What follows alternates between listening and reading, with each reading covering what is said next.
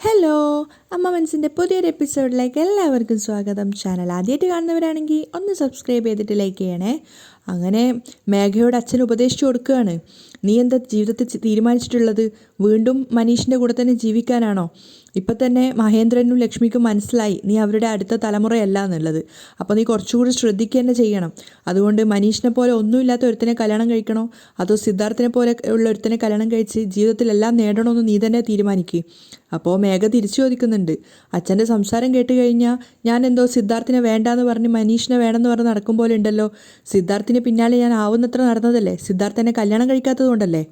എന്നെ വേണ്ടാന്ന് പറയുന്ന ഒരാളോട് പിന്നെയും ഞാൻ എങ്ങനെ എന്നെ കല്യാണം കഴിക്കണമെന്ന് പറഞ്ഞിട്ട് പ്രശ്നം ഉണ്ടാക്കുക? എന്നെക്കൊണ്ടാവും പോലെയൊക്കെ ഞാൻ ശ്രമിക്കുന്നുണ്ട് സിദ്ധാർത്ഥിൻ്റെ മനസ്സ് മാറ്റാൻ വേണ്ടിയിട്ട്. പക്ഷെ ഇതുവരെ അതിന് സാധിച്ചിട്ടില്ല. പക്ഷെ എന്നാലും നിങ്ങൾ പേടിക്കൊന്നും വേണ്ട. ഞാൻ ഒരു കാലത്തും മനീഷിൻ്റെ കൂടെ ജീവിക്കാൻ പോകുന്നില്ല. ഇപ്പം എനിക്ക് ഒരേ ഒരു ലക്ഷ്യമേ ഉള്ളൂ.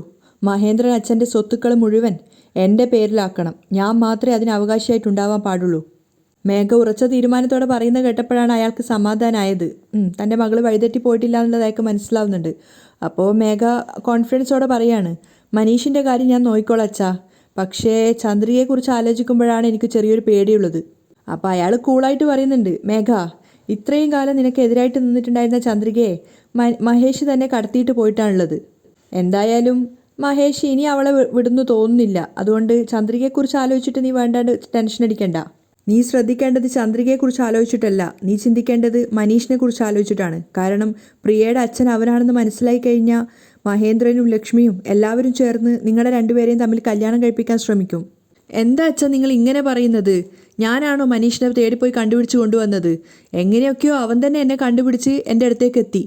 എനിക്ക് തന്നെ എന്താ ചെയ്യേണ്ടതെന്ന് അറിയാത്തൊരവസ്ഥയിലാണുള്ളത്. അപ്പം അയാൾ പറയുന്നുണ്ട്, ശരി, എന്നെ നീ അവനെക്കുറിച്ച് ആലോചിച്ചിട്ട് ടെൻഷൻ അടിക്കൊന്നും വേണ്ട. നിൻ്റെ ജീവിതത്തിൽ നിന്ന് എങ്ങനെയാണ് അവനെ പറിച്ചു മാറ്റേണ്ടതെന്ന് എനിക്ക് നന്നായിട്ട് അറിയാം. അപ്പോഴാണ് മേഘയ്ക്ക് ചെറുതായിട്ടൊരു സമാധാനമാവുന്നത്. പെട്ടെന്ന് അവൾ ചോദിക്കുന്നുണ്ട്, അല്ലച്ചാ, ഇനിയൊരു പക്ഷേ സിദ്ധാർത്ഥും മഹേന്ദ്രൻ അച്ഛനും ചേർന്ന് ചന്ദ്രികയും മലരിനെയും തിരിച്ചു കൊണ്ടുവന്നാലോ? അപ്പോൾ അയാളും ടെൻഷനോടെ പറയുന്നുണ്ട്, ഞാനും അതിനെക്കുറിച്ച് ആലോചിക്കായികയില്ല. അപ്പോൾ മേഘയ്ക്കും ആകെ ഒരു ഡിസ്റ്റർബായിട്ട് തോന്നുവാണ്. അവൾ അച്ഛനോട് പറയുന്നുണ്ട്, ചന്ദ്രിക ഒരു കാരണവശാൽ ഇനി തിരിച്ച് വീണ്ടും ആ വീട്ടിലേക്ക് വരാൻ പാടില്ല.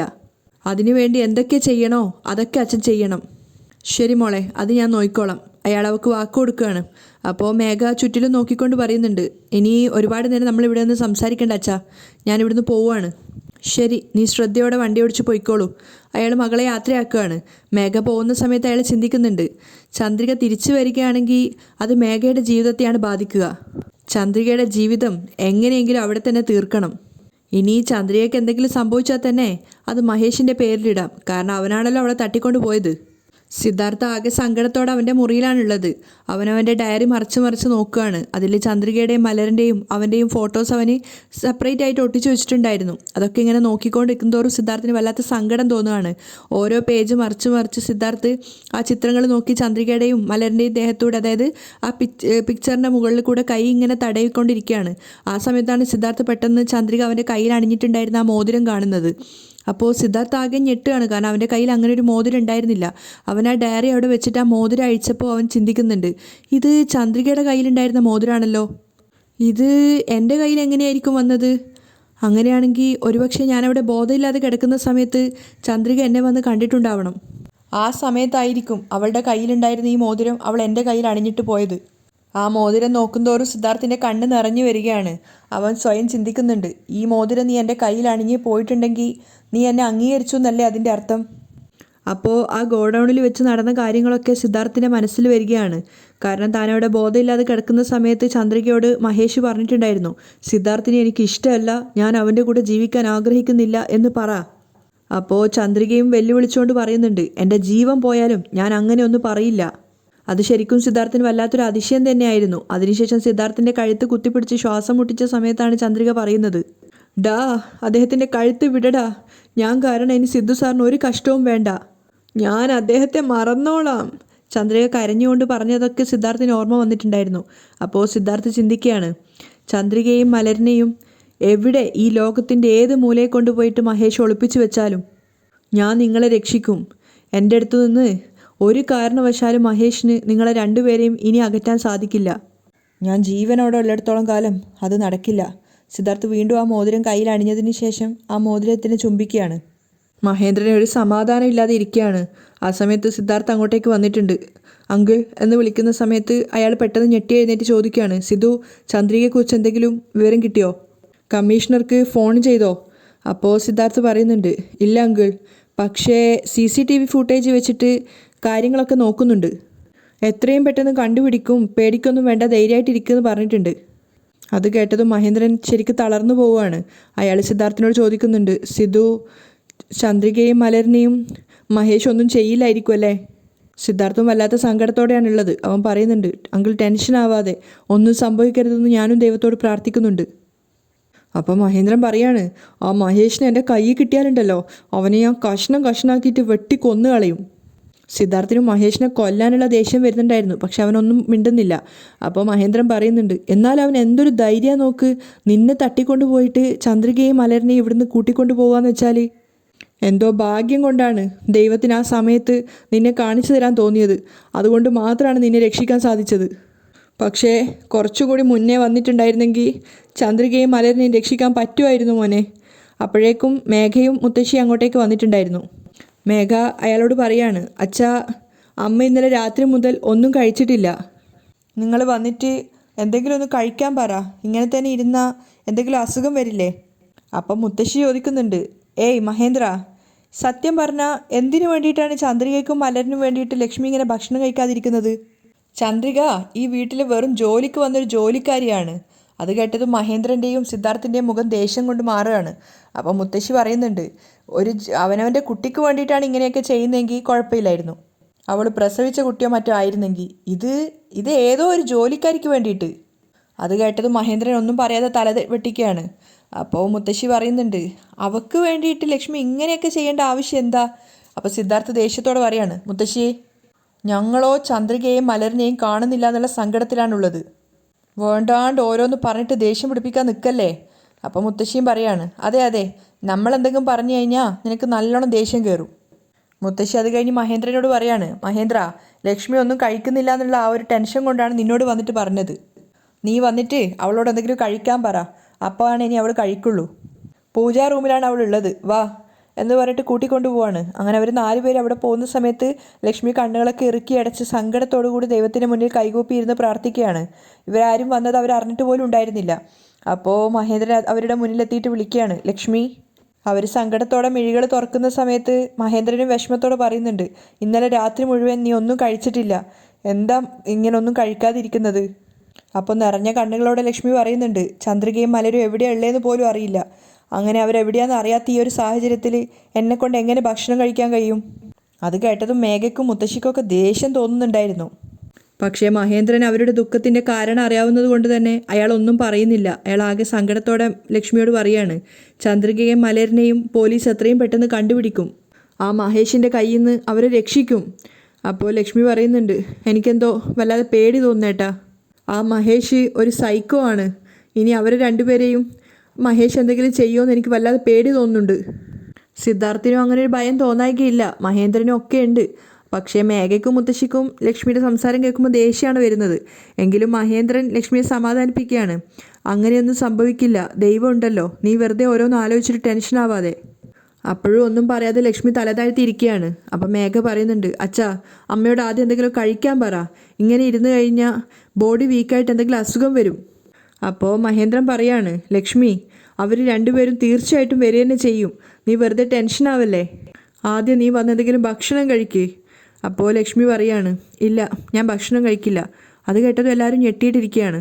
അപ്പോൾ ലക്ഷ്മി പറയുന്നുണ്ട്, ചന്ദ്രികയും മലരും ആദ്യം വീട്ടിൽ വരട്ടെ, അതിനുശേഷം മാത്രമേ ഞാൻ എന്തെങ്കിലും ഭക്ഷണം കഴിക്കൂ.